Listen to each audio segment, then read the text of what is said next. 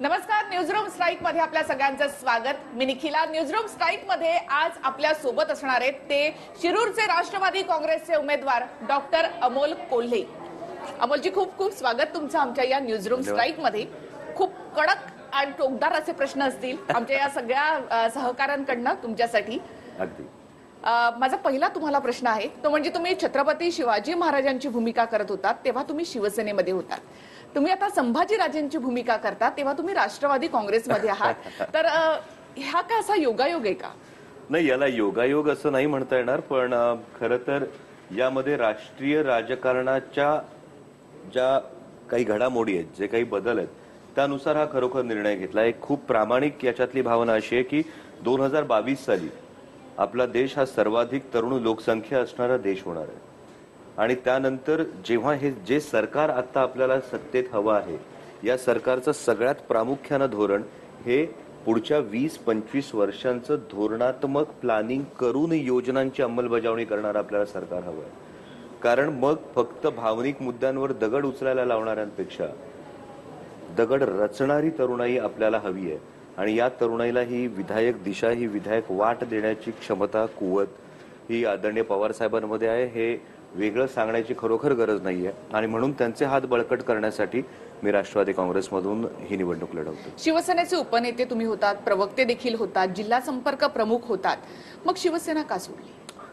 कसं याची खरोखर काही वैयक्तिक कारण आहेत आणि ही वैयक्तिक कारणं मी शिवसेना पक्षप्रमुख उद्धवसाहेब ठाकरे यांच्याशी बोललेलो आहे. उगाच माझ्यावर अन्याय झाला किंवा मला डावलण्यात आलं असा कांगावा मी करणार नाही. कारण मी प्रवेशाच्या वेळी सुद्धा सांगितलं की सर्वसामान्य शिवसैनिकांनी, उद्धव साहेबांनी मला प्रेम दिलं. ज्या पद्धतीने आता मीडियातले लोकही तुम्ही असाल, तुम्ही एक मीडिया हाऊस सोडून दुसऱ्या मीडिया हाऊसमध्ये येता, पण दुसऱ्या मीडिया हाऊसमध्ये आल्यानंतर आधीच्या मीडिया हाऊस विषयी वाईटच बोललं पाहिजे असा कुठलाही नियम नाहीये. आधीच्या मीडिया हाऊस मधला चांगला अनुभव असू शकतो, पण एका वेगळ्या भूमिकेसाठी तुम्ही नवीन मीडिया हाऊस जॉईन करता. माझं तसंच आहे हे समजा. एक पूजाचा प्रश्न आहे तुम्हाला. तिने तो मला विचारला होता, मी तिला म्हटलं की डायरेक्ट तुम्हालाच विचार म्हणून. नमस्कार सर. जेव्हा तुम्ही शिवसेनेमध्ये प्रवेश केला होता तेव्हा तुम्ही पत्रकार परिषदेमध्ये म्हणाला होतात की तुम्हाला माननीय उद्धव ठाकरेंमध्ये जो सुसंस्कृतपणा आणि संयमपणा दिसतो महाराष्ट्र नेतृत्व करण्यामध्ये, म्हणून तुम्ही शिवसेनेमध्ये प्रवेश केला होता. तर नेमका तो सुसंस्कृतपणा आणि तो संयमीपणा कुठे मागे पडला तर तुम्ही शिवसेना पक्ष सोडला? नाही पूजा, कसं आहे याच्यामध्ये मी तुम्हाला तेच म्हणालो की सुसंस्कृतपणा हा मागे पडलेलाच नाहीये. म्हणजे माननीय उद्धवसाहेब ठाकरे हे आजही महाराष्ट्राच्या राजकारणातील एक सुसंस्कृत नेतृत्वच आहे. म्हणून मी माझी भूमिका तुमच्यासमोर जी अगदी स्वच्छ आणि स्पष्टपणे समोर मांडली ती म्हणजे देशाच्या राजकारणाचा विचार करत असताना या तरुणाईला एक दिशा देण्यासाठी एक विधायक आणि एक रचनात्मक राजकारणाची आता आपल्या देशाला गरज आहे. म्हणजे नाहीतर मग मिडल ईस्टमध्ये ज्या पद्धतीने एक अराजक माजलं, म्हणजे आपला 125 कोटींचा देश जर एका अराजकतेच्या माध्यमातून जात राहिला, वारंवार जर तुम्हा महिलांना, माता भगिनींना त्यांनी काय घालायचे कपडे, त्यांनी कसं वावरायचं याची बंधनं येत राहिली, तरुणांना जर हे सांगण्यात आलं प्रत्येक वेळी त्यांनी कसं वावरायचं, त्यांनी काय खायचं, ही जर बंधनं येत राहिली तर शेवटी तरुणाई ही रबरी चेंडू सारखी असते. 4.5 वर्ष तुम्ही शिवसेनेमध्ये होतात, मग असं काय झालं की फक्त निवडणूक आल्यानंतरच तुम्ही राष्ट्रवादी काँग्रेसमध्ये गेलात? मग शिवसेनेकडून उमेदवारी मिळाली नसती म्हणून राष्ट्रवादी काँग्रेसमध्ये गेलात का? कसं केवळ उमेदवारी हा एक विषय नाही आणि 4.5 वर्ष हा जरी काळ असला तरी जर तुम्ही काढून बघितलं तर मी शिवसेनेत सक्रिय कधीपर्यंत होतो याचं जर तुम्ही एक लेखाजोखा मांडला तर तुम्हाला त्याची उत्तरं मिळतील की जवळपास मागची 2 वर्ष मी शिवसेनेत सक्रिय नाही. म्हणजे मधल्या काळातल्या कुठल्याही मोठ्या निवडणुका बघा, त्यापैकी मी कुठेही नाही. आणि त्यामुळे केव्हा जायचं हा विचार नक्कीच सुरू होता. आणि मग असं झालं की जेव्हा ही विधानं वारंवार समोर दिसायला लागली, जे मी राष्ट्रीय राजकारणाच्या गोष्टी बोलतो, म्हणजे वैयक्तिक कोणाही विषयी बोलणं याच्यामध्ये नाही, पण एक तरुण म्हणून हे खरोखर प्रश्न पडतात की नक्की ज्या कारणांसाठी नोटाबंदी झाली त्या नोटाबंदीचा खरोखर किती फायदा झाला, त्याची श्वेतपत्रिका का समोर आली नाही. जीएसटीची ज्या पद्धतीनं अंमलबजावणी झाली किंवा ग्रामीण अर्थव्यवस्थेचा जेव्हा तुम्ही विचार करता तेव्हा शेतकऱ्यांच्या शेतमालाला आजही हमीभाव नाही. म्हणजे 2014च्या वेळी सर्वसामान्य देशाचं एक चित्र असं करून देण्यात आलं होतं की जसं काही आपण प्रेसिडेन्शियल डेमोक्रेसी फेस करतो आहोत, आपण पंतप्रधान निवडतो आहोत, असं एक चित्र समोर आपल्या तयार करून देण्यात आलं होतं. पण अगदी म्हणजे एनसीपी आणि काँग्रेसमधून बरेचसे उमेदवार हे इथे शिवसेना आणि भाजप यामध्ये जात असताना तुम्ही अचानकपणे एनसीपी मध्ये गेलात. तिथून अशी काही ऑफर होती का तुम्हाला की तुम्हाला शिरूरमधून उमेदवारी दिली जाईल? नाही, मुळीच नाही, अशी ऑफर काहीच नव्हती. पण तुमच्या प्रश्नात एक खूप चांगलं उत्तर आहे. ते म्हणजे जर असे कोणी जात असतील, याचा प्रश्नाचा एक थोडासा मला असं वाटलं की बहुतेक त्यांना संधी तिथे वाटली म्हणून ते तिकडे गेले. मला वाटतं की ते त्यांच्या जागी बरोबर असतील. मला विचार पटला म्हणून मी इकडे आलो आणि मी आधी आलो आणि त्यानंतर उमेदवारी जाहीर झाली. नमस्कार सर. तुम्ही ज्या राष्ट्रवादीमध्ये गेले, तुम्ही एक भाषणांमधून तुम्ही शेतकरी पुत्र म्हणून तुम्ही सांगत असतात, परंतु या शेतकऱ्यांबद्दल राष्ट्रवादीतील नेते धरणं कशी भरायची आणि मावळमधील शेतकऱ्यांवरचा गोळीबार, त्या नेत्यांबरोबर आता तुम्हाला काम करायचं, तुम्हाला एक शेतकरी म्हणून कसं वाटेल? मग कसं यामध्ये 2-3 भूमिका आहेत. काही घटना असतील, काही गोष्टी अशा घडल्या असतील ज्याचे स्पष्टीकरण माननीय त्या नेत्यांनी आता नुकतंच मावळच्या सभेत सुद्धा त्याचं संपूर्ण स्पष्टीकरण दिलंय. ते आपण बघावं असं मला वाटतं. आणि बऱ्याच वेळा असं होतं की सरसकट एखादं लेबल लावून देणं, म्हणजे जसं आपल्याविषयी तरुणांविषयी जर म्हटलं जातं की ही बेजबाबदार तरुणाई आहे, एखाद्या मुलानं कुठंतरी सिग्नल तोडला म्हणून आपण बेजबाबदार तरुणाई म्हणून जातो, असं सरसकट लेबल लावणं हे योग्य ठरत नाही. माननीय पवारसाहेब कृषी मंत्री असताना जे एकूण 71,000 कोटींचं शेतकऱ्यांचं कर्जमाफी झाली त्याचाही आपल्याला विचार केला पाहिजे. ज्या पद्धतीनं शेतमालावर प्रक्रिया करणारे उद्योग आणले गेले त्याचाही विचार केला पाहिजे. आज तुम्ही आमच्या शिरूर लोकसभा मतदारसंघाचा विचार केला तर तुम्ही एका विधानाविषयी बोलताय, पण याच पवारसाहेबांनी तिथे जवळपास 8 धरणं बांधली. जी जिरायती शेती होती, जी केवळ पावसाच्या पाण्यावर अवलंबून होती, ती आज बागायती शेती झालेली आहे. 10 वर्ष कृषी मंत्री असण्याच्या काळामध्ये देश हा अन्नधान्याच्या बाबतीत स्वयंपूर्ण झालेला आहे. तांदूळ उत्पादन देश आज पहिल्या क्रमांकाचा देश आहे. या सगळ्या गोष्टींचा जेव्हा आपण विचार करतो तेव्हा केलेलं एक विधान आणि त्यापेक्षा लक्षावधी कोट्यावधी माणसांना उभं करणं. तुम्ही जो एक खूप सुंदर मुद्दा मांडलात, पण एका गोष्टीचं मला पटकन उत्तर सांगा, देशाचे कृषी मंत्री कोण आहेत गेली 5 वर्ष? नाही तुमच्याकडे उत्तर. आणि मला हेच दाखवून द्यायचंय की हे जेव्हा तुमच्याकडे उत्तर नाही माझ्या भावा, तेव्हा 65% माझ्या देशाची लोकसंख्या शेती व्यवसायावर अवलंबून आहे. मग 65% माझी जनता जेव्हा शेती व्यवसायावर अवलंबून आहे आणि माझ्या तरुणालाच माहित नाही माझ्या देशाचा कृषी मंत्री कोण आहे, एखाद्या पॉप्युलिस्ट स्टेटमेंटवर जाऊन केवळ टीकेची झोड उठवणं हे फार सोपं असतं, पण त्यासाठीचा कामाचा डोंगर उभं करणं फार अवघड आहे. तुमचा रोख शिवाजीराव आढळराव पाटलांवर दिसतो, येते मी त्याकडे. मात्र मग तुमच्यामुळे विलास लांडेंना तिथे उमेदवारी मिळाली नाही, ते नाराज झाले एनसीपी मध्ये.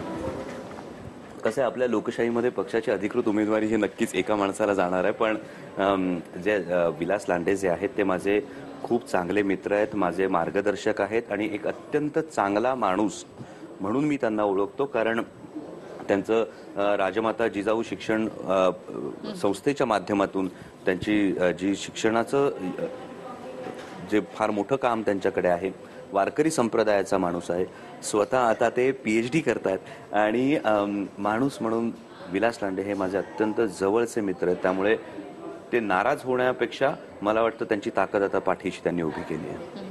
पण त्यांचे कार्यकर्ते म्हणतात की आम्ही तुम्हाला पाडू किंवा आम्ही तुम्हाला मदत करणार नाही. कसं त्यावेळची जी प्रक्रिया आली होती किंवा ती प्रतिक्रिया आली होती ती स्वाभाविक होती. त्या ज्या कोणी कार्यकर्त्याने ती प्रतिक्रिया दिली असेल त्याच्यावरही रोष असण्याचं कारण नाही, कारण ही स्वाभाविक प्रतिक्रिया होती. म्हणजे मी जर आता तुमच्या मुलाखतीला येतो असं सांगितलं असतं आणि मी जर ऐनवेळी तुम्हाला सांगितलं असतं की आता मी येत नाही, तर तुम्ही एक तर स्ट्रिप नक्कीच चालवली असते की आत्ताच आश्वासनं द्यायला बदलायला लागली.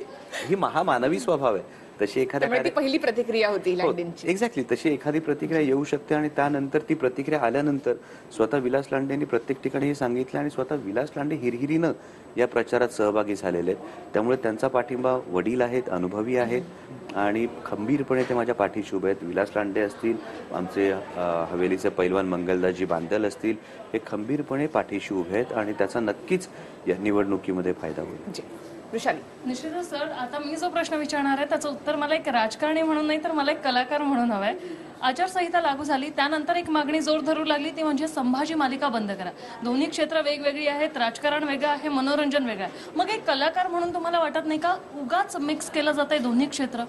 अगदी वैशाली, तुमचं म्हणणं मला खूप 100% पटतंय आणि जेव्हा ही मागणी झाली तेव्हा मला स्वतः खूप दुःख झालं या गोष्टीचं. कारण मी सक्रिय राजकारणात गेल्यानंतर तुम्ही माझे सगळे बाईट्स बघितले असतील, भाषणं बघितली असतील, तर मी स्वतः हात जोडून सगळ्यांना विनंती केलेली आहे की गेटअप मधला माझा फोटो कुठेही वापरू नका, कारण त्या व्यक्तिरेखा आपण मनात ठेवतो, आपण देव्हाऱ्यात ठेवतो, त्या फ्लेक्सवर येता कामा नयेत, ही मी स्वतः विनंती केलेली आहे. माझ्या कुठल्याही भाषणामध्ये मी मालिकेत काम करतो म्हणून मत द्या असं माझं म्हणणं नाही. माझा विचार पटत असेल, माझ्यावर विश्वास असेल तर करा, एवढंच माझं प्रत्येक वेळी म्हणणं आहे. आणि असं असताना मालिकेच्या बाबतीत एवढ्या हीन पातळीचं राजकारण केलं जावं हे मला वाटतं खरोखर दुर्दैवी आहे. पण आचारसंहितेच्या काळामध्ये सुद्धा तुम्ही ती मालिका सुरू राहणार, तुम्ही लोकांच्या समोर येणार. मालिका इतकी लोकप्रिय आहे की लोक ती मालिका सोडतच नाहीत पाहिल्याशिवाय.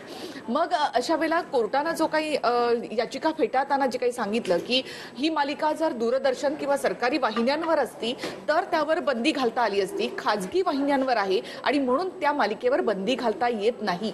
मग यावर तुमचं काय मत? 2-3 गोष्टी अशा आहेत की मालिकेमध्ये कुठेही मी मतदारांना प्रलोभन देत नाही, पहिली गोष्ट. दुसरी महत्वाची गोष्ट अशी आहे की मालिकेमध्ये मी ज्या गेटअपमध्ये, ज्या पेहरावामध्ये लोकांसमोर जातो त्या पेहरावामध्ये मी मतदारांसमोर जात नाही. तिसरी फार महत्वाची गोष्ट आहे, तुम्ही जर म्हणत असाल मालिकेचा प्रभाव पडून ज्या गोष्टी होतात, तर इतर अनेक उमेदवार या प्रत्येकाचं उपजीविकेचं काहीतरी काही साधन आहे. म्हणजे समजा एखाद्या व्यक्तीची जर एखादी कंपनी त्यामध्ये 500 लोक कामाला आहेत तर मग त्याने ती कंपनी बंद ठेवायला पाहिजे ना. का ती कंपनी सुरू आहे की आपल्याला यांच्याकडून पगार येतो म्हटल्यानंतर त्यांच्यावरही फरक पडू पण मालिकेतनं तुमचा प्रचार होत असतो ना. मी तेच म्हणतो की प्रचाराची वाक्य ही ऐतिहासिक मालिका आहे. आपण 2019 मध्ये आहोत, मालिका ऐतिहासिक आहे आणि इतिहास आणि वर्तमान यामध्ये बरोबर फरक आहे. पण डॉक्टर, तुम्ही जेव्हा तुम्ही खूप आक्रमक बोलतात, तुमची भाषणं मी स्वतः सगळी ऐकलेली आहेत, त्यामुळे तुमच्या भाषणांमधला वर्ड टू वर्ड मी तुम्हाला सांगू शकते इथे. तर ती जी काही भाषणं असतात त्यामधला आवेश जो काही असतो त्यावेळेला डॉक्टर अमोल कोल्हे बोलतायत असं आम्हाला वाटत नाही, तर तिथे संभाजीराजे बोलतायत असं आम्हाला जाणवतं. ही मायबाप प्रेक्षकांची मला वाटतं की त्यांच्या मनात जर ती प्रतिमा असेल तर ती प्रतिमा मग उद्या कोणी मालिका बंद करण्याचा विचार केला तरी नाही पुसली जाणार आहे. मग त्यापेक्षा जो इतिहास पोहोचतोय तो पोहोचू द्या ना, कारण तो इतिहास मालिका राजकारण याच्या पलीकडे जाऊन जी काळाची गरज आहे म्हणून ती गोष्ट केली जाते आणि त्यामुळे तो पोहोचू द्यावा अशी माझी.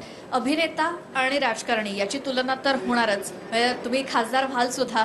मात्र त्याच्यानंतर तुमच्या तोंडूनच आम्ही ऐकलेलं आहे की छत्रपती संभाजी ही मालिका झाल्यानंतर मी मालिका विश्व सोडणार आहे, बरोबर? कारण कुठेतरी एका ठिकाणी फोकस करावं लागणार आहे. मात्र त्या खासदार झाल्यानंतर सुद्धा कुठेतरी एक खंत राहील की कोणाला झुकतं बाब द्याल, स्वतःतला अभिनेता म्हणून की राजकारणी म्हणून खंत राहील की बाबा यासाठी मला हे सोडावं लागतंय. कसं या गोष्टीची सवय नाही असं नाहीये, कारण जेव्हा असं कायम सांगितलं जातं की हा अभिनेता आहे तर तो अभिनेता असताना अकॅडमिक करिअर जर तुम्ही एकदा पाहून घेतलं, अमोल कोल्हेंचं एक वेगळं अकॅडमिक करिअर आहे. त्याच्यावर मला तेच विचारायचं होतं की म्हणजे डॉक्टर असताना अभिनेते झालात, अभिनेते असताना आता राजकारणामध्ये आलात, काय म्हणजे हे काय आहे? मी कायम असं म्हणतो की हे आनंदाचं गुणोत्तर आहे. म्हणजे जर मी केवळ अभिनेता म्हणून सक्रिय राहिलो तर मी एका प्रयोगाच्या वेळी 1000 लोकांना भेटतो, मी 1000 लोकांच्या चेहऱ्यावर आनंद देतो. मी आधी डॉक्टर म्हणून असतो तर मी डॉक्टर म्हणून दिवसाला 500 लोकांना भेटलो असतो, 500 लोकांच्या चेहऱ्यावर आनंद दिला असता. अभिनेता म्हणून मी 1000 लोकांच्या चेहऱ्यावर आनंद देतो आणि राजकारणी म्हणून जर एक विधायक सकारात्मक राजकारणी झालो तर एक निर्णय हा हजारो लोकांच्या चेहऱ्यावर एकावेळी आनंद देऊ शकतो. त्यामुळे हा जो फरक आहे, त्यामुळे स्वराज्य रक्षक संभाजी मालिका संपल्यानंतर, ही मालिका पूर्णत्वाला गेल्यानंतर मालिका विश्वातल्या अभिनयाला मी पूर्णपणे रामराम ठोकणार आहे. कारण जी संधी आहे, जे विजन मी तुमच्या समोर मांडतोय, हे विजन ही सोपी गोष्ट नाही. 15 वर्ष जे काम माझ्या मतदारसंघात झालेलं नाही ते मला 5 वर्षात करून दाखवायचं आहे. ही माझी कमिटमेंट आहे, ही माझी स्वतःची कमिटमेंट आहे, ही माझ्या मातीची कमिटमेंट आहे आणि ती पूर्ण करण्यासाठी मालिका विश्वातल्या अभिनयाला रामराम ठोकून पूर्ण वेळ राजकारण करून ही कमिटमेंट पूर्ण. पण महाराष्ट्रातली जनता मग एक चांगल्या अभिनेत्याला इथे मुकणार आहे. नाही, पण महाराष्ट्राच्या जनतेला एक खूप चांगला युवक समाजकारणात सक्रिय झालाय याचा आनंद जास्त मोठा असणार आहे. सर, एक प्रश्न होता. सोशल मीडियावरती एक तुमचा फोटो खूप व्हायरल होता, एक संदेश आहे. त्यामध्ये संदेश असं सांगितलं गेलं की तुमचं जेव्हा तुम्ही मालिकेसाठी घर विकलं तेव्हा तुम्हाला उदयनराजेंनी मदत केली, त्यामुळे तुम्ही राष्ट्रवादीत गेला आणि संभाजी सिरियलसाठी संभाजी भिडेंनी तुम्हाला प्रेशर टाकलं होतं की ती मालिकेत काय ते बदल करायला हवा असा. कसं सोशल मीडिया हे माध्यम खूप सांभाळून वापरावं असं माझं कायम म्हणणं आहे. मालिकेसाठी जी गोष्ट घडली होती ती म्हणजे मी आत्ता ज्या घरात राहतो त्याच्या बाजूचं नवीन घर मी घेतलं होतं माझ्या पालकांना नारायणगाववरून मुंबईमध्ये यावे या एका भावनेपोटी, मोठं घर होईल या भावनेपोटी. मालिकेच्या वेळी मदत दिसत नव्हती आणि त्यावेळी मला ते नवीन घेतलेलं घर विकावं लागलं. पण मी आत्तापर्यंत ही गोष्ट वैयक्तिक समजत होतो. मी आत्तापर्यंत ही गोष्ट माझी व्यावसायिक रिस्क अशी समजत होतो. कारण ही गोष्ट जेव्हा घडली ती मालिका सुरू होण्याच्या 2 महिने आधी घडलेली आहे. तुमच्या समोर जेव्हा ती गोष्ट आली तोपर्यंत मालिका सुरू होऊन माझ्या अंदाजाने जवळपास वर्ष होत आलं होतं. म्हणजे एक माझा फोन हा माझ्या नकळत रेकॉर्ड केला गेला आणि मग त्या फोनवरून हे लोकांना समजलं. त्यामुळे या गोष्टीचं मी आजतागायत भांडवल केलेलं नाही. माझी सगळ्यांना विनंती आहे की या गोष्टीचं भांडवल करू नका. कारण छत्रपती संभाजी महाराजांचा इतिहास सांगण्यासाठी हे करावं लागलं. ही माझी वैयक्तिक बाब आहे, ती माझी वैयक्तिक श्रद्धा आहे. त्यानंतर सोशल मीडियावर आलेल्या एका फोटोवर कोण काय कमेंट करेल हे डेफिनेटली माझ्या हातात नसतं. मालिकेच्या बाबतीत माझं एक खूप स्वच्छ आणि स्पष्ट म्हणणं आहे की मालिका हा राजकारणाचा विषय नाही. मालिकेवरून मी राजकारण करणार नाही.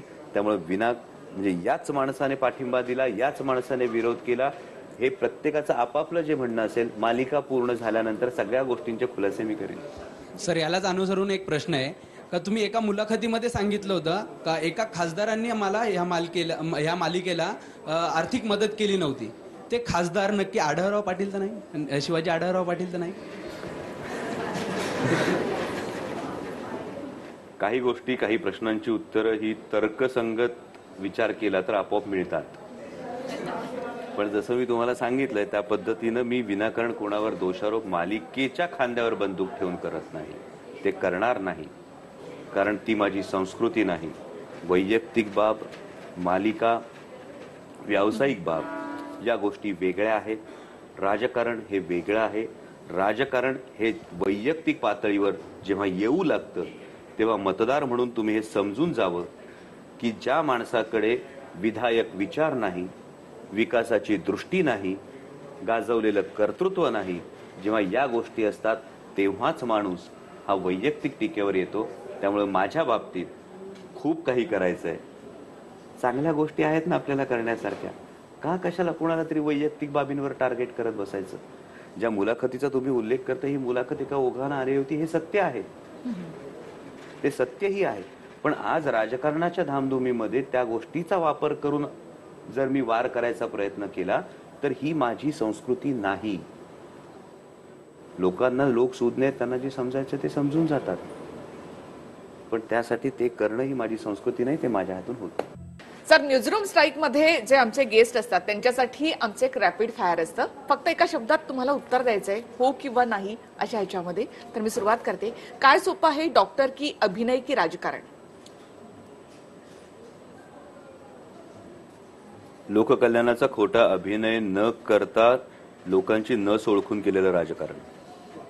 राजकारणामध्ये कोणाला जास्त मानता, उद्धव ठाकरे की शरद पवार? आदरणीय पवार साहेब. राजकारणामध्ये येण्यासाठी काय जास्त उपयुक्त आहे असं वाटतं? म्हणजे उमेदवारासाठी नेमका क्रायटेरिया काय असायला हवा? जनतेचे प्रश्न समजून घेऊन ते सोडवण्याची इच्छाशक्ती. अभिनेत्यांना मालिकांमधल्या भूमिकांचा फायदा होतो का? अभिनेता कोण, भूमिका काय आणि जनतेला काय वाटतं याच्यावर अवलंबून.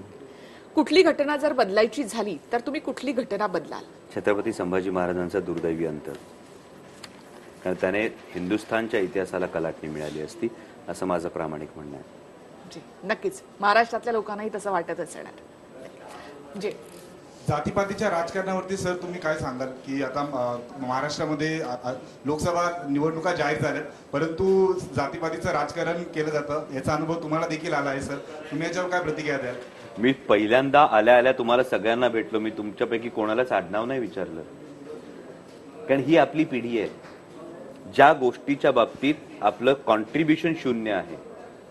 की मी कुठल्या घरात जन्माला येणार, मी कुठल्या प्रांतात जन्माला येणार, यात हे कोणाच्याही आपल्या हातात नाहीये. मग ते आल्यानंतर त्या गोष्टीचा न्यूनगंड किंवा अहंकार बाळगणं हे आपल्या हातात का असावं? त्यामुळे जर 2 पर्याय निवडायचे असतील की मी अमुक जातीत अमुक पंथात जन्माला आलो म्हणून मी त्याचा न्यूनगंड किंवा अहंकार बाळगणं, आणि दुसरा पर्याय असा आहे मी कोणत्याही जातीत जन्माला आलो, कोणत्याही धर्मात जन्माला आलो तरी सुद्धा माझ्या कर्तृत्वानं व्यक्तिमत्व अशा उंचीवर नेईल की माझ्या राष्ट्राला अभिमान वाटेल. तुम्ही राष्ट्राला अभिमान वाटणारी सगळी उदाहरणं बघा. मग त्यामध्ये डॉक्टर बाबासाहेब आंबेडकर असतील, त्यामध्ये महात्मा ज्योतिबा फुले असतील, त्यामध्ये राजर्षी शाहू महाराज असतील, त्यामध्ये सयाजीराव गायकवाड असतील, त्यामध्ये अहिल्याबाई होळकर असतील, त्यामध्ये आत्ता नवीन उदाहरणं जर तुम्हाला घ्यायची असतील, तुम्हाला APJ अब्दुल कलाम असतील, तुम्हाला सचिन तेंडुलकर असतील, महेंद्रसिंग धोनी असतील, तुम्हाला हवे असतील तर प्रकाश आमटे असतील, डॉक्टर प्रकाश आमटे असतील. यापैकी कोणत्याही माणसाला तुम्ही जात चिकटवू शकत नाही, कारण ही माणसं त्यांच्या व्यक्तिमत्वानं एका उंचीवर नेलीत. आणि मला वाटतं तरुणाईनं कायम हा आदर्श ठेवावा. तेव्हा कोणी काही जातीवरून जरी बोललं, जातीवाचक जरी बोललं तरी मला वाटतं माझ्या तरुणाईने कायम एकच भावना मनात ठेवावी की तुम्ही लाख जातीवरून बोललात तरी मी उभा मातीसाठी राहणार आहे. सर, जेव्हा तुम्ही छत्रपती शिवाजी महाराजांवरची मालिका करत होतात किंवा आता तुम्ही संभाजी मालिका करताय, तर त्यावेळेला अमोल कोल्हे नावानं कोणीच तुमची जात विचारली नाही किंवा कोणी शोधण्याचा प्रयत्न केला नाही. मात्र जशी तुमची उमेदवारी जाहीर झाली, शिवाजीराव आढळराव पाटलांनी लगेच तुमची जात काढली, तुमचं शिक्षण काढलं. हे नेमकं काय होतं? आणि त्यानंतर जेव्हा आम्ही गुगलवर सर्च केलं तर त्यावेळेला अमोल कोल्हे यांची जात काय असं बऱ्याच लोकांनी सर्च केलं होतं. कसं आहे, मला वाटतं हे जर घडलं असेल तर ते खरोखर दुर्दैवी आहे की ज्या व्यक्तीनं, कारण ते बुजुर्ग आहेत, 3 वेळा लोकप्रतिनिधित्व केलेलं आहे, संसदेमध्ये लोकप्रतिनिधित्व केलेली व्यक्ती आहे, त्यामुळे त्यांच्याकडून असं विधान येणं हे माझ्यासाठी खरोखर धक्कादायक होतं. आणि तितकंच एक तरुण म्हणून, या महाराष्ट्राचा तरुण म्हणून खरोखर क्लेशदायक होतं की अशा पद्धतीनं जर एखादं विधान येत असेल तर मला वाटतं की हे दुर्दैवी आहे. पण त्याविषयी खोलात जाऊन त्यांच्याविषयी टीका करणं हा माझा स्वभाव नाही. तुम्ही म्हणता की जातीचं राजकारण नको, मात्र सगळ्यात जास्त जातीचं राजकारण तर राष्ट्रवादी काँग्रेसनंच केलेलं आहे. पुण्यामध्ये ज्या वेळेला त्या एका कार्यक्रमामध्ये शरद पवारांनी पुणेरी पगडी काढून फुले पगडी घातली होती, तिथूनच त्या सगळ्या जातीच्या राजकारणाला सुरुवात झाली, असं नाही का वाटत तुम्हाला? मग अशा वेळेला तुम्ही राष्ट्रवादीत कसे? मी तुम्हाला तेच म्हणतो की जातीचं राजकारण, तो पुणेरी पगडी काढून फुले पगडी घालणं, यामध्ये महात्मा फुलेंचा जर तुम्ही विचार लक्षात घेतला तर तो खूप वेगळा विचार आहे. आणि हा केवळ जातीय राजकारण किंवा जातीय समीकरण आदरणीय पवार साहेबांच्या मनात काय आहे हे जसं सुप्रियाताई म्हणाल्या की हे पवार साहेब जाणतात. पण त्यामध्ये महात्मा ज्योतिराव फुले यांनी जे समाजासाठी जे काम केलं आहे, म्हणजे त्यामध्ये विधवा प्रतिबंधक गृह असू दे, त्यामध्ये त्यांनी केलेलं साहित्य निर्मिती असू दे, मग त्यामध्ये शेतकऱ्याचा असूड असेल, सार्वजनिक सत्यधर्म असेल, गुलामगिरी असेल, या गोष्टी असू देत, हे करत असताना स्वतः एक अत्यंत यशस्वी उद्योजक असताना, कॉन्ट्रॅक्टर असताना त्यांनी या समाजाला वाहून घेणं असू दे. मला वाटतं ही जी एक समाजाप्रती देणी आहेत, यामध्ये केवळ जातीचं आपण कुठल्या चष्म्याने बघणार याच्यावरती अवलंबून आहे. शिवसेनेतून राष्ट्रवादीत गेले, त्यावेळेला चाहते तुमचे खूप नाराज झाले आणि त्यांनी तुम्हाला सोशल मीडियामध्ये ट्रोल केलं. म्हणजे संभाजी राजांचे अफजल खान झाले वगैरे मोठ्या प्रमाणात ट्रोल केलं गेलं होतं, त्या संदर्भात काय सांगा? जेव्हा ट्रोल केलं त्याला मी उत्तर दिलं नाही तर मी आता का उत्तर देऊ? कसं, मी शांतपणे सांगितलं की कोणाला विषयी बोललं जातं, ज्याच्यावर प्रेम आहे त्याच्याविषयी बोललं जातं ना. त्यामुळे हे ट्रोल करणारे केवळ चाहते नव्हते, तर यामध्ये शिवसैनिक होते ज्यांचं माझ्यावर प्रेम आहे. तुम्ही अगदी शिवसेनेतून एनसीपीत आणि एनसीपीत आल्यानंतर शिवसेनेच्याच उमेदवाराच्या विरोधामध्ये लढताय, हा योगायोग? खूप भावनिक मुद्दा जर म्हणायचं झालं तर ही गरज आहे, योगायोग पेक्षा ही गरज आहे. कारण मी आतापर्यंत ज्या सगळ्या भूमिका मांडल्यात त्या पाहता ही गरज आहे आणि त्यामुळे तो निर्णय घेतलेला आहे. आता सध्या म्हणजे तुम्ही 4 भूमिका तरी निभवता, म्हणजे डॉक्टर, नंतर त्यानंतर राजकारण, त्यानंतर ॲज अ वडील म्हणून, आणि त्यानंतर आणि या सगळ्या म्हणजे सिच्युएशन हँडल कशा प्रकारे करता? म्हणजे आता स्ट्रेस तर येतच ना, मग ते कसं तुम्ही हँडल करता की त्याबद्दल ते चावी काय आहे ती नक्की गोल्डन की काय आहे ती? नाही, कसं आहे, त्यामध्ये एक फार महत्वाची भूमिका अशी असते माझी की जर देवानं तुम्हाला माणसाच्या जन्माला घातलं तर माणसाच्या जन्माला घातल्याचं सगळ्यात मोठं सौंदर्य काय, तर माणसाच्या जन्माला आल्यानंतर ज्या मातीत तुम्ही जन्माला आलात त्या मातीचे पांग तुम्हाला फेडता आले पाहिजे. जर ही भूमिका घेऊन तुम्ही चालत असाल, आणि जेव्हा ही भूमिका समोर ठेवून मी चालतो तेव्हा मला असं वाटतं की त्यामध्ये थकवा, त्यामध्ये स्ट्रेस या गोष्टी नाहीये. बरं, या निवडणुकीविषयी म्हणजे आता कालच मी मतदारसंघातून जाऊन आलो. या मतदारसंघातून जाऊन आल्यानंतर ही एक खूप सकारात्मक बाब जी मला जाणवली ती म्हणजे सर्वसामान्य मतदाराने मला सांगितलंय की भाऊ काळजी करू नको, ही निवडणूक आमची आहे. म्हणजे जेव्हा जनता तुमची निवडणूक संपूर्णपणे ताब्यात घेते आणि ती स्वयंस्फूर्तीनं जेव्हा घराबाहेर पडते तेव्हा मला वाटतं की कुठेतरी तरुणाईनं, कुठेतरी माता भगिनीनं हे तुम्हाला स्वीकारणं, तुमच्यावर विश्वास असणं. तेव्हा तुम्ही म्हणताय तसं स्ट्रेस आणि या गोष्टी या तर मला वाटतं नंतर जास्त येणार आहेत. कारण मी जे म्हणतोय प्रत्येक वेळी 15 वर्षात न घडलेलं 5 वर्षात करणार म्हणजे करणार. त्यासाठी जी ताकद लागेल ती मोठी. नमस्कार सर, आपण बघितलं की शालेय पाठ्यपुस्तकातून एक चुकीचा इतिहास सांगितला जातो, म्हणजे अनेकदा बघितले. ते कितपत योग्य आहे? म्हणजे त्यांच्या त्या खात्याकडे आपला पाठ्यपुस्तकाचा अभ्यासक्रम चेक करायला देखील वेळ नसतो का? कसं आहे, आता तुम्ही जो मुद्दा मांडताय त्यामध्ये राज्य शासनाच्या अखत्यारीत असलेल्या गोष्टी, केंद्र शासनाच्या अखत्यारीत असणाऱ्या गोष्टी या दोन वेगवेगळ्या गोष्टी आहेत. पण सीबीएसईच्या शिक्षणामध्ये किंवा सीबीएसईच्या याच्यामध्ये जर उद्या ही मला संधी मिळाली तर सीबीएसईच्या पुस्तकांमध्ये छत्रपती शिवाजी महाराज, छत्रपती संभाजी महाराज, त्यांची मूळ प्रेरणा, त्यांचा समाज उद्बोधक विचार हा असल्याशिवाय राहणार नाही, हा एवढा माझा शब्द. कारण महाराजांनी एक शिकवलंय की ज्या मुलखातून आपला घोडा दौडू शकतो तो मुलूक टापेखाली ठेवावा. त्यामुळे राज्य शासनाच्या विषयी मी आता सांगू शकत ते पाठपुरावा जरूर करीन, पण केंद्र शासनाच्या बाबतीत जर मला ही संधी मिळाली तर या बाबतीतला नक्की तुम्हाला निर्णय घेतलेला दिसेल. सर, अनेक उमेदवार येतात आणि निवडणुकांच्या आधी खूप आश्वासनं देतात. तुम्ही म्हणताय की मी जे 25 वर्षामध्ये झालं नाही ते 5 वर्षामध्ये करेल, तर तुम्ही ते करालच आणि ती आश्वासनं पाळालच आणि ती आठवण ठेवालच, यावर आम्ही डॉक्टर कोल्हेंवर का विश्वास ठेवावा? एकदा फक्त स्वतःला हा प्रश्न विचारा, डॉक्टर अमोल कोल्हेंना तुम्ही आजवर जेवढं ओळखता त्यावर तुम्हाला हा विश्वास वाटतो की नाही? म्हणजे असे अनेक अनुभव आहेत पूर्वीचे. मी तुम्हाला फक्त माझ्याविषयी विचारलं. त्यांचा अच्छेदींचा खूप चांगला अनुभव. अमोल कोल्हेंना तुम्ही जे ओळखता, ही तरुणाईचा म्हणजे तुम्ही म्हणाला तो तरुणाईचा हा जो अपेक्षाभंग अच्छेदींमुळे झालेला आहे, त्यामुळे तुम्ही जर एक एक विधान बघितलं, म्हणजे मी आता तुम्हाला सांगतो 15 वर्षात न झालेली कामं जी 5 वर्षात व्हायला पाहिजे. शिवनेरीवर रोपवे बसणं अवघड काम आहे, शिवसृष्टी उभी राहणं अवघड काम आहे, शंभूसृष्टी उभी राहणं अवघड काम आहे. म्हणजे 10 वर्ष तिथलं लोकप्रतिनिधित्व करत असताना वढू तुळापूरला ₹1 विकास निधी न देणारी व्यक्ती जर लोकप्रतिनिधी असेल तर मी म्हणतो की तिथे जाऊन शंभूसृष्टी उभी करणं हे अवघड काम नक्कीच नाही. ठीक, शेतीमालावर प्रक्रिया करणारे उद्योग उभं राहणं हे अवघड काम नक्कीच नाही. तिथे ज्या प्राथमिक आरोग्य सुविधा असायला हव्या, तिथे जे ट्रॉमा केअर सेंटर हवं हे उभं राहणं हे नक्कीच अवघड काम नाही. मग ही जर कामं आहेत, कामं फार सोपे. आमच्या भागात बैलगाडा शर्यतींचा फार मोठा मुद्दा आहे. बरं, ही बैलगाडा शर्यत हा केवळ अस्मितेचा भाग नाहीये. या बैलगाडा शर्यतीवर फार मोठी ग्रामीण अर्थव्यवस्था सुद्धा अवलंबून आहे. म्हणजे आज तुम्ही पुणे जिल्ह्यातल्या या ग्रामीण भागात गेलात आणि तुम्ही जत्रांचा एक कानोसा घेतला, मला आवर्जून विनंती करावीशी वाटेल की आवर्जून या जत्रांवरून फिरलेल्या ग्रामीण अर्थव्यवस्थेचा आपण कानोसा घ्यावा. कारण ही ग्रामीण अर्थव्यवस्था कोलमडलेली आहे. ज्या जत्रा 3-3 दिवस चालायच्या त्या जत्रा 1-1 दिवसावर आल्या. म्हणजे काल मी आमच्या इथल्या उंच खडकच्या जत्रेला गेलो होतो, जिथे 2 दिवस गाडे चालायचे आणि 1 दिवस कुस्त्यांचा आखाडा चालायचा.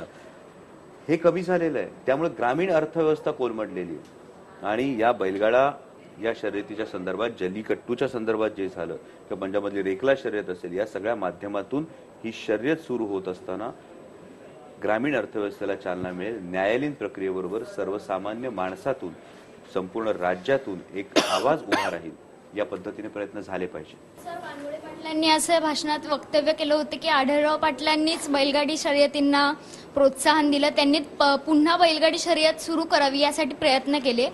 मग नक्की प्रश्न पडेल शेतकऱ्यांना, कुणाला मत द्यावं? मतदारसंघात ज्याने सुरू केली नाही हा एक महत्वाचा मुद्दा आहे. मतदारसंघात आज शर्यती सुरू नाहीये. कदाचित बानगुडे पाटलांना व्याख्यान देत असताना या वस्तुस्थितीचा विसर पडला असेल आणि त्यांच्याकडे जी चिठ्ठी आली असेल बोलताना त्यावर कदाचित त्यांनी ते नाही, हे होतं बऱ्याच वेळा बघते. कारण तसे माझे खूप चांगले मित्र आहेत बानगुडे पाटील, त्यांच्या ओघवत्या भाषण शैलीचा मी स्वतः चाहता आहे. आणि खरी वस्तुस्थिती, ग्राउंड रिपोर्ट जो आहे तो ग्राउंड रिपोर्ट, आता त्याच्यातली एक वस्तुस्थिती मी सांगतो. ही वस्तुस्थिती अशी होती की ही बैलगाडा जेव्हा शर्यत सुरू व्हावी त्यासाठी बैलगाडा चालक मालक संघटना, आढळराव पाटील, दिलीपराव वळसे पाटील साहेब यांच्या नेतृत्वाखाली हे सगळे आदरणीय पवार साहेबांना भेटले. पवार साहेबांनी तत्कालीन केंद्रीय मंत्री प्रकाशजी जावडेकर यांच्याबरोबर बैठक लावली. या बैठकीत पवार साहेबांनी त्यांना एक प्रस्ताव समोर दिला होता की तुम्ही लोकसभेमध्ये हा विषय समोर आणा, तुम्ही कॅबिनेटमध्ये हा विषय आणा, राज्यसभेमध्ये या गोष्टी, लोकसभेत तसंही तुमचं बहुमत आहे, राज्यसभेमध्ये युपीएचं बहुमत आहे, माझी जबाबदारी म्हणजे आदरणीय पवार साहेबांनी ही जबाबदारी घेतली होती की राज्यसभेमध्ये हा अध्यादेश पारित करण्याची जबाबदारी स्वतः आदरणीय पवार साहेबांनी घेतली होती. ही वस्तुस्थिती आहे. परंतु दुर्दैवानं जे स्वतःला या गोष्टीचा विषयाचा कैवारी म्हणतात त्यांना हे विधान किंवा हा अध्यादेश ना लोकसभेत आणता आला ना त्यांना कॅबिनेटमध्ये हा विषय आणता आला. त्यामुळे जी आली होती ती संधी हातातून निसटली. हे आता बैलगाडा मालकांना कळून चुकलेलं आहे. ही वस्तुस्थिती कदाचित माझे मित्र बानगुडे पाटील साहेबांना कळली नसेल म्हणून त्यांनी ते विधान केलं असेल. जेवढी पण भाषणं होत आहेत ती सगळी त्याची स्क्रिप्ट सगळी बारामतीहून येते असं म्हटलं जातं. तर तुमचा जो प्रचाराचा श्री गणेश असलेलं भाषण झालं तर त्याची स्क्रिप्ट पण बारामतीहून आली होती का? तुम्ही जो प्रचार सुरू झाला, तुमचं जे पहिलं भाषण झालं प्रवेशाचं, त्याची पण स्क्रिप्ट बारामतीहून आली होती का? पुढच्या वेळी कृपया एक काम करा, मी जेव्हाही भाषणाला उभा राहील तेव्हा आपला जो माध्यम प्रतिनिधी असेल त्याला पोडियमवर कॅमेरा झूम करायला सांगा. माझ्या पोडियमवर कधीही कागद नसतो. आणि जर कोणी असं म्हणत असेल की स्क्रिप्ट इकडून तिकडून येते तर मग दुर्दैवानं मी जे 15 वर्षातले उर्वरित प्रश्न म्हणतोय हे प्रश्न कागदावर वाचून संसदेमध्ये अडखळत मांडण्यापेक्षा प्रश्नांची जाण ठेवून ते प्रभावीपणे मांडले गेले असते तर मला वाटलं की या प्रश्नांची जास्त चांगली सोडवणूक झाली असती. त्यामुळे कुणाच्या स्क्रिप्टवर बोलणाऱ्यांनी आधी याचा एकदा विचार करावा की आपण खरोखर संसदेत किती प्रश्न मांडले, ते किती प्रभावीपणे मांडले. आपल्याला त्यासाठी लोकांनी पाठवलंय, आपल्याला इतर कोणत्याही कामासाठी नाही पाठवलंय. आपल्याला आपले प्रश्न हे संसदेत मांडण्यासाठी पाठवलेले आहे, त्यांची सोडवणूक करण्यासाठी पाठवलेलं आहे, त्या माध्यमातून मतदारसंघाचा विकास करण्यासाठी पाठवलेलं आहे. त्यामुळे ज्यांना कुणाला स्क्रिप्ट वाटत असेल त्यांनी याचा खरोखर आत्मपरीक्षण करावं, आरशासमोर उभं राहून आत्मपरीक्षण करावं की आपण हे किती प्रभावीपणे मांडलंय आणि हा पोरगा मांडतोय याची जर ते कबुली देत आहेत तर त्यांचा मी आभार मानेन. पण प्रचाराच्या वेळेला बऱ्याचदा उमेदवारांची भाषा सुद्धा घसरत असते. आज तुम्ही जी व्यक्तिरेखा साकारता त्यावेळेला थोडंसं दडपण येतं का? म्हणजे असं प्रचार करताना असं काही दडपण येतं? नाही, मुळीच नाही. कारण कसं आहे की काही गोष्टी, काही संस्कार, काही विचार हे तुमचे कायमस्वरूपी असतात. ते केवळ प्रचाराच्या वेळी येऊन चालत नाही. कारण कसं असतं, क्रिकेटमध्ये जसं काय म्हणतात की form is temporary, class is permanent. बरोबर. त्याच पद्धतीनं सिच्युएशन इज टेम्पररी, पण तुमचे संस्कार आणि तुमचे विचार हे परमनंट असतात. आणि त्याच्यावर माझा विश्वास आहे. त्यामुळे ती पातळी न घसरण्याची, तुम्ही आता मुलाखतीत बघितलं असेल, पण समोरच्या व्यक्तीचा आधी आदर करूयात. एखाद्या व्यक्तीला एखादी रेषा कमी दाखवण्यासाठी ती खोडण्याची गरज नाही, त्याच्यापेक्षा मोठी रेषा आखण्याची गरज आहे, या मताचा मी आहे. त्यामुळे विनाकारण ती शब्द वापरत असताना त्याचा वाहन नक्कीच ठेवलं जाईल. संभाजीची ही भूमिका करत असताना, संभाजी महाराजांची भूमिका करत असताना आता तुम्ही ज्या वेळेला प्रचारासाठी बाहेर पडत असाल, घराघरामध्ये जात असाल, तर लोकांची काय रिॲक्शन असते एकूण? नाही, लोकांचा मी जसं म्हणालो तसा एक उदंड प्रतिसाद आहे. म्हणजे त्या जबाबदारीची जाणीव कायम मनात जागी राहणं. सर्वसामान्य मतदारांमध्ये जेव्हा मी मिसळतोय तेव्हा मतदारांनी ही निवडणूक, जेव्हा मला भाजी विकणारा माझा एखादा भाऊ सांगतो छाती ठोकपणे, दादा परत नाही आला तरी चालेल, आम्ही करणार आहे सगळं. जेव्हा मला बैलगाडा मालक सांगतो, जेव्हा मला एक माता माऊली सांगते, म्हणजे मी परवा गेलो होतो तर जवळपास 2-2.5 तास अनेक महिला, अनेक माता भगिनी ही राजकीय सभा उभं राहून ऐकत होत्या.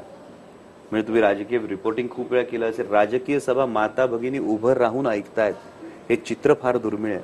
आणि तेव्हा ह्याची खात्री आहे की या सगळ्यांनी एक जो विश्वास ठेवलेला आहे, हे जे प्रेम त्यांचं आहे, त्या प्रेमामुळं सर्वसामान्य जनता, सर्वसामान्य मतदार ही निवडणूक, त्यांची निवडणूक त्यांनी केलेली आहे, त्यांनी निर्णय घेतलेला आहे. फक्त आता अंमलबजावणी कधी होईल ती बघूया. मी तुम्हाला एक कलाकार म्हणून एक प्रश्न विचारतोय की तुम्ही मगाशी सचिन तेंडुलकरांचं पण नाव घेतलं. कलाकार असून दे किंवा क्रिकेटर असून दे, ज्यावेळी राज्यसभेवरती निवडून जातात त्यावेळी त्यांची साधी प्रेझेंटी पण नसते, ते उपस्थिती पण नसतात आणि प्रश्न मांडणं तर हे तर खूप दूरच राहते. तर तुम्ही या कोणत्या दृष्टिकोनातून कसं पाहता या? करेक्ट मित्र, हा जेव्हा आक्षेप घेतला जातो, हा कायम दाखवला जातो, तेव्हा हे उदाहरण दिलं जातं ते राज्यसभा नॉमिनेटेड मेंबरचं दिलं जातं. जेव्हा तुम्ही लोकसभा निवडणूक लढवतात, जेव्हा तुम्ही लोकांमधून निवडणूक लढवता आणि जेव्हा तुम्ही सर्वसामान्य मतदाराला शब्द दिलेला असतो, तेव्हा तो शब्द पूर्ण करण्यासाठी मी तुम्हाला प्रामाणिकपणे अगदी सांगितलंय की जर हे असतं तर मी हा शब्द दिलाच नसता ना, मालिकेनंतर मी अभिनयातून निवृत्ती घेईन. कारण मला ही कमिटमेंट द्यायची आहे, मला हा शब्द द्यायचा आहे की जर विश्वास जनतेने दाखवला तर त्या विश्वासाचं परिवर्तन, त्या विश्वासाचा मोबदला, त्या विश्वासाचा प्रतिविश्वास हा माझ्याकडून नक्की मतदारांना मिळेल त्यांचे प्रश्न सोडवण्यासाठी. त्यासाठी मी इतका खुलेआम शब्द देतोय. ज्या पद्धतीने शब्द आता तुम्ही जो दिला की मी राजकारणामध्ये आल्यानंतर पूर्ण वेळ मी मालिका मी सोडून देणार, बुमरँग झालं तर लोकांना फक्त अभिनेताच हवा असेल तर असं होणार नाही, असा एक ठाम विश्वास आहे. कारण ज्या पद्धतीनं संपूर्ण प्रचारात प्रतिसाद मिळतो आहे, हा प्रतिसाद पाहता लोकांना एक बदल हवाय, एक परिवर्तन हवंय, एक वेगळा विचार हवाय. म्हणजे मी जे म्हणतो आहे की या 15 वर्षात न झालेली कामं करणं, बरोबर, या विचारासाठी तुमची भूमिका ठोसपणे मांडण्यासाठी की नक्की काय भूमिका मांडायची, किती वेळा भूमिका मांडायची, ती प्रश्नांची सोडवणूक कशी करायची, यासाठी जे तरुणांकडून एक विशेषतः जो संदेश येतोय, जी प्रतिक्रिया मिळते, तो हा आश्वासक चेहरा आम्हाला मिळाला आहे, अशी जी प्रतिक्रिया येते त्यावरून मला तो विश्वास आहे की मालिका विश्वाला मला लवकर रामराम ठोकावा लागेल. पण विजन, आता जाता जाता समजून घेऊया की अमोल कोल्हे जर खासदार झाले तर ते नेमकं काय करणार आहे. या विजनच्या संदर्भात मी तुम्हाला जे कायम म्हणतो, मी आधी शिरूर लोकसभा मतदारसंघाचा फार महत्वाचा जो रोडमॅप आहे तो म्हणजे शिरूर लोकसभा मतदारसंघाचं टुरिझम कॉरिडॉर, भक्तिशक्ती पर्यटन कॉरिडॉर म्हणून या मतदारसंघाचा साकल्यानं विचार करणं, ज्यातून शिवनेरी असेल, जन्मस्थान छत्रपती शिवाजी महाराजांचं, तिथे रोपवे असेल, तिथे शिवसृष्टी असेल, वढू तुळापूरला शंभूसृष्टी असेल, आळंदीला जो पालखी सोहळा आहे, आज जर आपण बघायला गेलो तर कुंभमेळ्यासाठी आपण सगळेजण धावत असतो. कुंभमेळा हा जागतिक पातळीवर एका वेगळ्या पद्धतीनं कुंभमेळा दिसतो, पालखी सोहळा जागतिक पातळीवर अजून त्या पद्धतीने दिसत नाही. अगदी साध्या साध्या गोष्टी अजून आमच्या पालखी सोहळ्याच्या बाकी येतो. म्हणजे पालखी सोहळ्याला वाल्याच्या इथे रेल्वे क्रॉसिंग ब्रिज लागतोय, तो रेल्वे क्रॉसिंग ब्रिज नसल्यामुळे भला मोठा वळसा घालावा लागतोय. हा रेल्वे क्रॉसिंग ब्रिज करणं इतकी साधी गोष्ट आहे, ज्याने माऊलींच्या पालखी सोहळ्याला एक साधी गोष्ट मिळेल. ज्या माऊलींनी पसायदानाच्या माध्यमातून विश्वासाठी प्रार्थना लिहिली, त्यांच्या आळंदीला अजून पिण्याच्या पाण्याचा प्रश्न फार मोठ्या प्रमाणावर भेडसावतोय. त्यामुळे या टुरिझम कॉरिडॉरच्या माध्यमातून या गोष्टी करणं, भक्तिशक्ती टुरिझम कॉरिडॉर, ज्यामधून तरुणांना फार मोठ्या प्रमाणावर रोजगार उपलब्ध होईल. गडकिल्ल्यांच्या संवर्धनाच्या माध्यमातून गडकिल्ले संवर्धन, त्यातून पर्यटनाला चालना, त्यातून स्थानिकांना रोजगार, हा दुसरा मुद्दा येईल. आरोग्याच्या दृष्टिकोनातून माता माऊल्यांच्या ज्या माता भगिनी आहेत त्यांच्या प्राथमिक आरोग्याचा स्तर उंचावण्यासाठी, मग त्यामध्ये अगदी मेडिकल एड पासून ते प्रिव्हेंटिव्ह मेडिसिन पासून या सगळ्या गोष्टी असतील. या संपूर्ण भागामध्ये ट्रॉमा केअरची सोय करणं, यामध्ये नगर कल्याण हा जो एक रेल्वे मार्ग हा खूप प्रलंबित आहे, त्याचा पाठपुरावा करणं खूप गरजेचं आहे. पुणे नाशिक रेल्वेचा पाठपुरावा करणं गरजेचं आहे. बरं, या मतदारसंघाची गंमत अशी आहे की यामध्ये 60% ग्रामीण आणि 40% शहरी मतदार आहेत. त्यामुळे ग्रामीण आणि शहरी या दोघींची सांगड जुळवणं ही जास्त महत्वाची गोष्ट आहे. कारण बऱ्याच वेळा असं होतं की ग्रामीण भागात ग्रामीण अर्थव्यवस्था जेव्हा कोलमडते तेव्हा ग्रामीण भागातला तरुण हा रोजगारासाठी शहराकडे शिफ्ट होतो आणि मग शहरातल्या ज्या मूळ पायाभूत सुविधा आहेत यांच्यावर ताण येतो. त्यामुळे या दोन्हींचा बॅलन्स साधून काम करणं हे फार गरजेची गोष्ट आहे. शिरूर वगैरे हा जो काही भाग आहे फार महाराष्ट्राला कदाचित माहिती नसेल, कदाचित आता माहिती झाला असेल तो गडूजमुळे. मला म्हणायचंय की आता अमोल कोल्हेंमुळे शिरूर अचानकपणे एकदम प्रसिद्धीला आलेला आहे असं मला म्हणायचं होतं. धन्यवाद, तुम्ही आला तिथे त्याबद्दल खूप खूप धन्यवाद. धन्यवाद. न्यूजरूम स्ट्राईक मध्ये आज आपण इथेच थांबूयात. नमस्कार. हा व्हिडिओ तुम्हाला आवडला असेल तर असे आणखी व्हिडिओ पाहण्यासाठी TV9चं YouTube चॅनल सबस्क्राईब करा, बेल बटन दाबा. ताज्या घडामोडींसाठी लॉग ऑन करा TV9marathi.com.